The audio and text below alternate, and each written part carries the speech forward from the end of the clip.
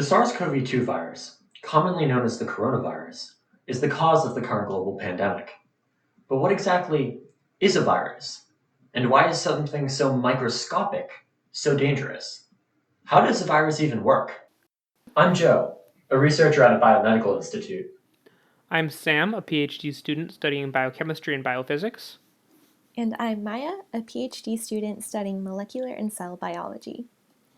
Today, we will be telling you a bit about what viruses are made of and how they work.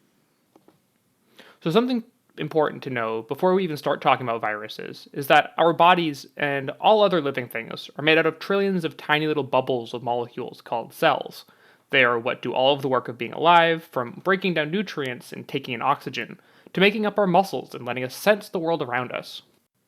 In its simplest form, a virus is a parasite that hijacks your cells in order to make more of itself. It contains a message that tells your cells how to make more of the virus, and it's wrapped in a coating that tricks your cells into letting it in. But before we understand what a virus is, we need to learn a bit more about the building blocks of biology. The first building blocks are called nucleic acids. There are two different kinds of nucleic acids. The first is DNA. It's like the recipe book for cells. It contains all of the instructions for making everything that the cell needs to survive. Then there's RNA. RNA is basically small bits of these instructions copied from DNA. RNA usually contains a single set of instructions which the cell brings to its protein-making machines, like bringing an order to a cook. The next type of building block are proteins. These are the final product of those instructions that RNA brings to the protein-making machines. Proteins are the workhorses of the cell. They help make and break down nutrients, move things in and out of the cell, and help to tell the cell what is happening outside of it. The third type of building block are sugars. These are like the basic units of energy for cells. However, they aren't just the things that power you, or as we all know, make your food taste good. They're also building blocks. They help make structures.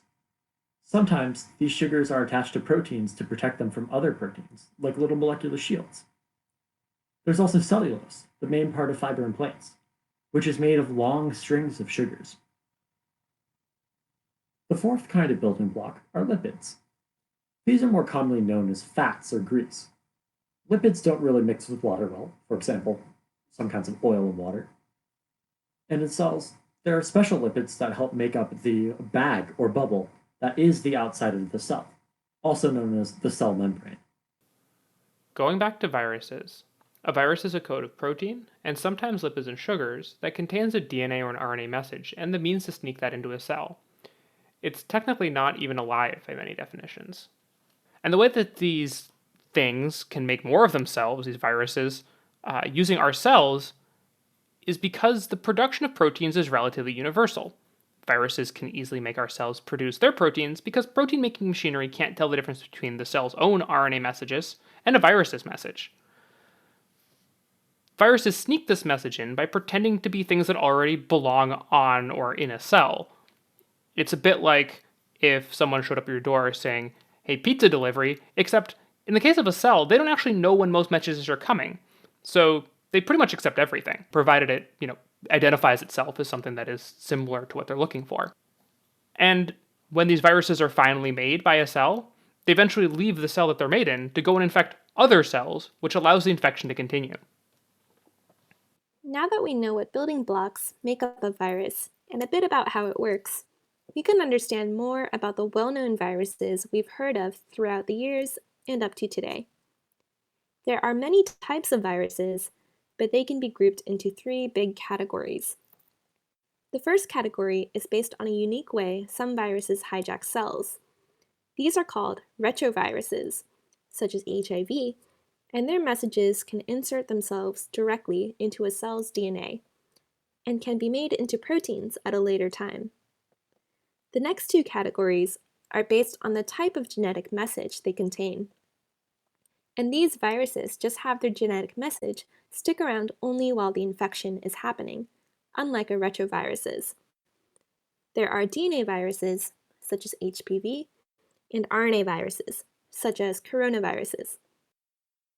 To summarize, we talked about the building blocks of biology, which make up a virus. These building blocks are nucleic acids, proteins, sugars, and lipids. We also talked about how a virus uses host cells to make copies of itself, and also the different types of viruses, and how they use these building blocks in different ways. We hope you enjoyed this video. Please leave any questions or comments for us. We're happy to answer them, and we're also really happy to hear any feedback that you have for us as well. Don't forget to share this video with your friends, and thank you so much for watching.